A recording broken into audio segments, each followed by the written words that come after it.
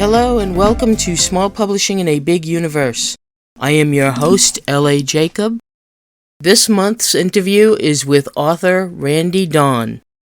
Coming from our sponsors this month, from Water Dragon Publishing, The Repossessed Ghost by Brian Bull, and Flames of Attrition by Vanessa McLaurin Ray. For Dragon Gems, we have the Summer 2023 Anthology.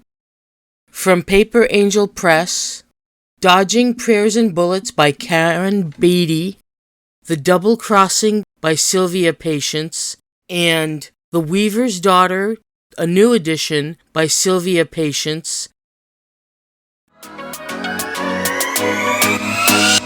Pass the long days with short tales from the Dragon Gems Summer 2023 Anthology. This third collection of speculative fiction from many talented new authors is available this month. And for a limited time, get the digital editions of Dragon Gems Winter 2023 and Dragon Gems Spring 2023 for only 99 cents each. Or visit the Water Dragon Publishing Square storefront for special deals on printed editions.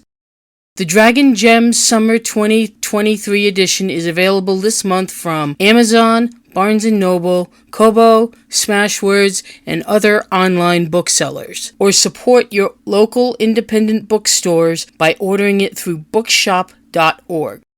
For more information, visit their website at waterdragonpublishing.com. Hi, and welcome again to Small Publishing in a Big Universe. I am your host, L.A. Jacob, and with me today I have Randee Dawn, an author, and she's going to be discussing a book that she has had out for about a year now, Tune In Tomorrow. Welcome to the podcast, Randee. Thank you so much for having me. What is Tune In Tomorrow about? So Tune In Tomorrow is about a reality TV show that's run by mythical creatures for mythical creatures, but stars humans. And yes, it is meant to be funny. It just won an Independent Book Humor Award. So objectively, it seems to be funny. In my real life, I am an entertainment journalist. And so I've written a lot about TV and film, and I tried to put a lot of that in the background, how the sausage gets made and everything. So I cannot confirm or deny if any characters in this book are based on real people that I have met, but you can decide that for yourself. That is what Tune In Tomorrow is about. That's awesome. Why did you write this book? There's never just one thing that goes into a book, but basically I have an agent and I had given her two different books, which were much more serious and they hadn't quite gotten to publication. And she said, why don't you try something a little different? So I was like, okay, well, what can I do that's a little different? Well, I had been working on this other thing, which might have become a game. There's a company called Choice of Games, which is a text-based online game, and they wanted ideas. So I had come up with this idea of young actress joins a soap opera, finds more drama behind the scenes than in front of the scenes. Very classic sort of story. And then I wanted to marry that with an all about Eve scenario where you have the aging diva who's very threatened by the young, perky newcomer. I know the basic threads here. So I was working on that as a game. That didn't pan out. That was a little too hard for me. It's okay to admit when you've broken your brain, but I still had the story. And I thought, well, I'm going to do something different. What if I took this story and put it in a fantastical universe where it wasn't just humans making shows for humans, but fauns and werepanthers and palmberos and centaurs? What kind of TV would they watch? And I thought, well, when we watch fantasy, we want to watch about castles and magic and strange creatures and things we're not familiar with. And I thought, well, that would be very boring for fantastical creatures. They'd want to know about the dull and boring stuff in our lives. Adultery or embezzlement or how do you write a check or what is this a car crash mean? And I thought those are the things that really show up in soap operas and also reality TV shows. But it was a way to flip the idea and make it fresh, hopefully, and original. And then that's kind of really how it came to be. This is one of the fastest books I ever wrote out. I already had kind of an outline because I had been structuring it for the game. It was just about adding in new things. And then I'm a huge fan of puns and plays on words and jokes like that. So this really just opened it up for me to be free to do those kind of things. And they're all over the book. So it wasn't just a revenge book. I won't say revenge. What I will say is that it is nice to be able to step away from things that maybe were challenging to you or people that maybe you didn't always like being around and put them in the book in various ways. The fact is that some of the characters are mildly inspired by people who I actually really like, who are super nice people, but they're the ones who came to my mind for the Dangerous Diva or the Lothario on set. And I'm like, I get to take them because I'm a writer and I can do that. But there's one character who has a very tiny part, and she may or may not have been a supervisor of mine, and I would have liked to put a little bit more of her in there. I think that there's always a little bit of that going on where you get to pick and choose from your own life, but there's a section where we go to the corporate headquarters that would run this show, and it's run by these fairies. They're the ones who are in charge of it. It's the Sealy Court Network. And we see that they're kind of obnoxious and very full of themselves and very perfect. And that's very boring. So we see how they think they're operating the shows. But our executive producer, who's kind of one of our heroes, is trying to make his own show. So there's a little bit of corporate stuff going on in there, too. What is your work schedule like when you're writing? I'm very lucky. I'm at this desk, and whether I'm writing fiction or freelance, I get to do it from right here. So that's really cool, but it doesn't always occupy 8 hours of my day. So for me, a work schedule for writing, I know there are people who are like, you must sit down and do 3 hours a day or 2 hours a day. You have to put some words down every day. But to me, the concept of writing is something that involves more than just putting words on a page or typing. I think we all can recognize the idea of, I'm going to stare out this window for 20 minutes while I let the story play around in my head, and then I'll come back and maybe put some words down. That's how it is for me.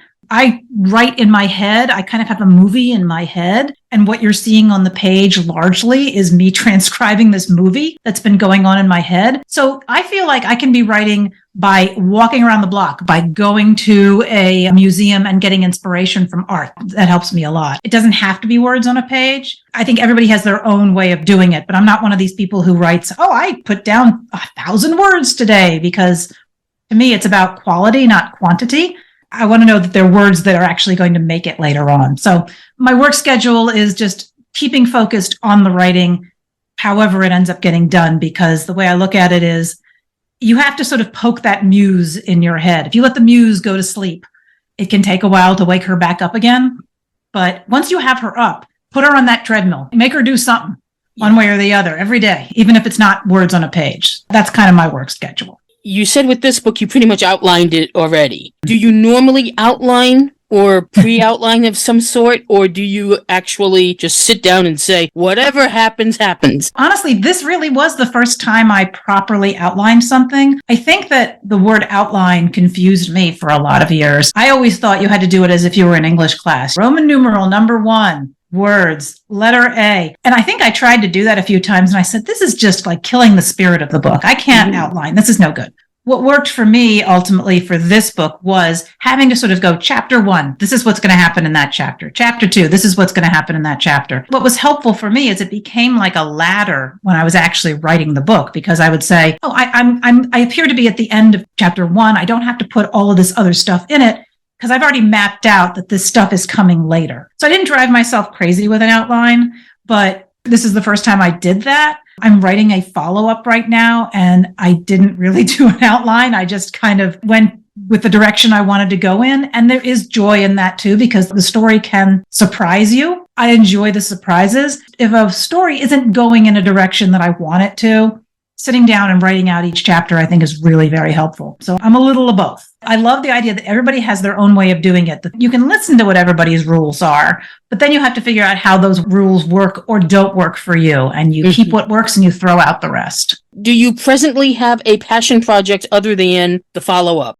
At any given time, I have a bunch of books that are somewhere in progress. During the pandemic, I actually wrote a full novel that is not in this universe, which does not have magic per se in it. But when Tune In Tomorrow got picked up for publication, I kind of had to shift gears and do all the edits and do all the publicity for that. So I left that book in this sort of developmental stage. So that is sitting there. I have other books that didn't end up getting acquired, but I think are still in good positions to be published at some point. But in the long term, I have this passion project that is actually more of a memoir, but I want to make it a memoir that's also heavily fictionalized, which talks a little bit about, before I wrote about television and film, I did a lot of music journalism. And I love musicians and I love writing about musicians. And I want to talk about sort of some of the behind the scenes stuff that I encountered while I was doing that. So I have that big overall picture, but I also have to be very emotionally honest in it too. So I'm going to wait for another book or two to come out before I can really settle in to feel comfortable and tackle that. When you said Tune In for Tomorrow was acquired, is it a large publisher or a small publisher? They're a largish independent publisher that's based in Oxford in England. Rebellion is this company that does a lot of games related things. And then they have an imprint for science fiction fantasy called Solaris. They've won like a British Fantasy Award for Best Small Independent Press. So I always find it kind of a hard question to answer because it's not one of the big four or the big five. And it's not necessarily a name that's hugely recognized in the US, but they are a decent size independent publisher in the UK. In the past, have you self-published or published with smaller publishers or not published at all and just wanted to go for the... So I've had a lot of short stories in independently or small press published anthologies. Those are not books that I personally published, so it's hard to say that way. This is my debut novel, period, in any size press one way or the other. But I also have a nonfiction book called The Law and Order SVU Unofficial Companion, which came out in 2009 when we had no idea that this show would still be on the air this many years later. But that came out through Ben Bella Press. So I've had other books that have come out in other places. I co-edited a book for Fantastic Books called Across the Universe, Tales of Alternative Beatles. And every single story that we compiled was a different take on, oh, what if the Beatles were the A-Team? Or what if the Beatles were wizards? And that was a lot of fun. So I've done a lot of work in a lot of small presses and independent presses. I did self-publish just to try it out on Amazon, a 60-page book of some short stories that had already been published. So I've tried a little bit of things. My agent was very insistent that we try to go for the gusto and try to get my book traditionally published one way or the other, rather than going for really small presses. And I'm still wavering as to whether that's how I want to stay because I've got so many books and I want to get them out. And this process is so slow. Tune In Tomorrow we signed the contract in July of 2021 and it came out in August of 2022. It was a little over a year. I totally understand why it had to go like that. But now I'm like, I have another book. Will you please look at my book? And it's just so slow to get anybody to jump on that sort of.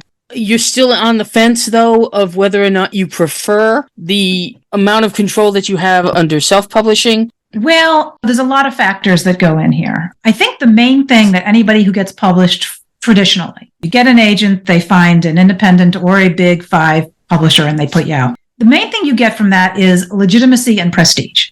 People look at the book and they say, oh, this doesn't look like something that Amazon just sort of coughed out. It looks good. It's presented well. It's associated with a company that other people have heard of before. And so, yeah, you get certain things from that side. If you are, say, I just got out of my MFA program, I'm 23 and I got many books to tell, I think that helps. It helps if you sort of push yourself toward a more traditional area because you have decades and decades to figure this out and get to a higher level. But in terms of being able to sell books and really get the books that you want out there, I'm not in my 20s, I'm not in my 30s, and I'm not in my 40s. So this is my first novel. I'm an older author who finally got something out that he wanted to get out. Well, I sometimes, and I've said this to people, I'm going to die before I get all my books out if I wait for the traditional way every single time. But it's a bit like aim high, and then if that doesn't work out, at least you can sort of work with smaller presses, with people who let you be a little more hands-on. But the thing that sticks with me that my agent kept saying was, look, people are going to look at how your last book sold before they give you your next deal. So if you go and put something out on a very small press and you sell 25 copies or you sell even 100 copies, and then you have another book, oh, this is the big one, this can really go to a bigger press. The next press may want to look at what you've previously done and how that sold. It's not fair if you self-published it for them to then suggest that it maybe went gangbusters. But that is apparently a line that they look for, is how many books did your last book sell, so that we can get a sense of how many books you're likely to sell with this next one. That factor was a big thing for me. So this way, I figure if I can get a couple of books out traditionally, and then I still have all these books that I want to put out, I'll be like, great, I will have built my audience. I'll have this legitimacy. I'll have a couple of books that really look super professional. And then I can just be like, and here's the rest of the stuff. If you like this stuff, you're going to like this stuff. Do you find that you read and write in the same genre? And if not, what genres do you read and what genres do you write? I have found that I get the most joy out of writing in fantasy, humor, sometimes some horror as well. I read a lot of those books, but I'm kind of omnivorous. I will read a contemporary book, I'll read a mystery book, I'll read a thriller, I'll read a horror book. I have so many different books and genres. To me, it's all about, is this a good story? The thing that turns me off is where story takes a back seat to style. I think I've described this to other people as belly button staring stories, where it's just, oh, I have lint in my belly button. Look at my lint. It means things. Metaphor, metaphor. And that stuff is what often makes the New York Times bestseller list. That is not really what I'm here for. I want great story, well told, not well told on the story. I do not need to read another book about a middle-aged guy with angst in New England or something. I will say that I tend to like stories that have a larger ensemble cast, where you have multiple stories that are all woven together in a clever way, and then they all either affect one another at the end, or they mean something together at the end. You're not just reading a bunch of individual people who have no connection to one. That is often a favorite of mine, big epic stories like that. Where can people contact you? My name is Randee Dawn, RandeeDawn, and I'm randeedawn.com. And that has a link to my newsletter. It has a link to where you can get all the books, where you can see my latest articles. That's the best way to reach me. If there's a place on social media that's for Randee Dawn, that's probably me also, because I'm Randee Dawn on Instagram and Randee Dawn on Twitter as well. You can usually find me there. And then I have author Randee Dawn on Facebook. Once you got the name down, you can find me almost anywhere you need to. And there's a whole contact form that you can reach out and send me thoughts. I love hearing when people have read the book, it has affected them in one way or the other. That is really amazing. So yeah, please reach out and I'm happy to chat. Thank you very much for your time. You're welcome. And thank you for having me.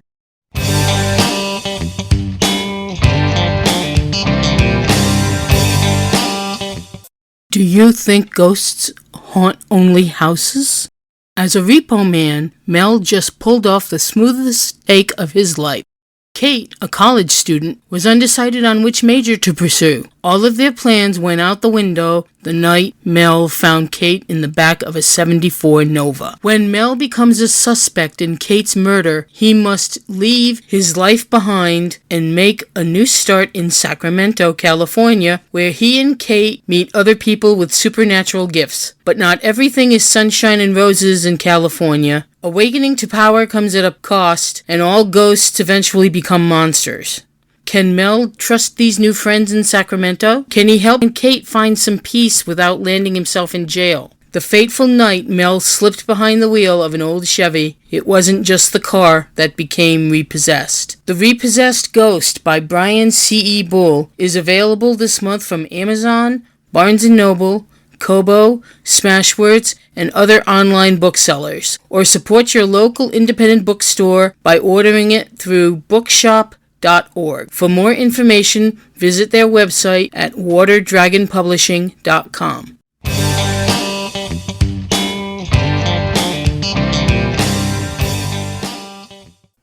Thanks again to our guest. We plan on publishing new episodes every second Wednesday of the month. Watch for new episodes around that time. Theme music is provided by Melody Loops. Other music is found for free on the web. If you want to know more about small publishing in a big universe, visit our website at spbu-podcast.com. Tweet or X us at spbu-podcast and like us on Facebook at spbu-podcast. This podcast was recorded and edited by yours truly, L.A. Jacob. Executive producer is Stephen Radecki. Transcription services provided by Sleepy Fox Studio. This month's episode was sponsored by Paper Angel Press and Water Dragon Publishing. You can hear our podcast on Apple Podcasts, Spotify, Stitcher, and Amazon Music, and most of your other favorite podcast services.